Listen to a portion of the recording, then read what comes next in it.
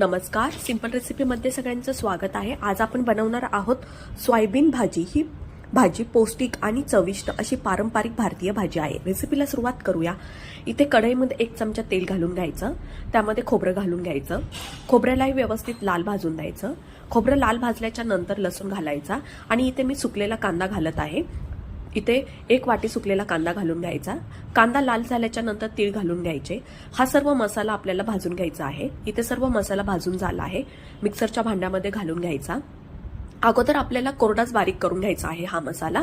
त्यानंतर त्यामध्ये थोडंसं पाणी घालायचं आणि नंतर हा मसाला परत बारीक करून घ्यायचा। इथे आपला मसाला बारीक करून झालेला आहे।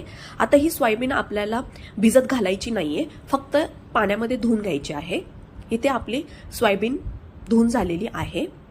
कढईमध्ये 2 ते 3 चमचे तेल घालायचं, त्यामध्ये सोयाबीन घालून घ्यायची आणि ही गोल्डन लाल कलर येईपर्यंत सोयाबीन तेलामध्ये आपल्याला भाजून घ्यायची आहे। इथे आपली सोयाबीन भाजून झालेली आहे। हळद, मसाला, लाल तिखट हे सर्व मसाले त्यामध्ये घालून घ्यायचे। व्यवस्थित सोयाबीनमध्ये परतून घ्यायचे। आपण जो मिक्सरमध्ये मसाला बारीक केलेला आहे तोही त्यामध्ये घालून घ्यायचा, व्यवस्थित परतून घ्यायचा। परतून झाल्याच्या नंतर भाजी किती घट्ट व पातळ पाहिजे नाही त्याप्रमाणे पाणी ऍड करायचं। आता ह्या सोयाबीनच्या भाजीला आपल्याला उकळी येऊन द्यायची आहे। उकळी आल्याच्या नंतर खाली फक्त 2च मिनिटं आपल्याला झाकण ठेवायचं आहे। हे पहा, सोयाबीनची भाजी किती छान झाली आहे ना। 2 मिनिटांमध्येच ही भाजी शिजून जाते। हे पहा, मी एका बाउलमध्ये तुम्हाला काढून दाखवते।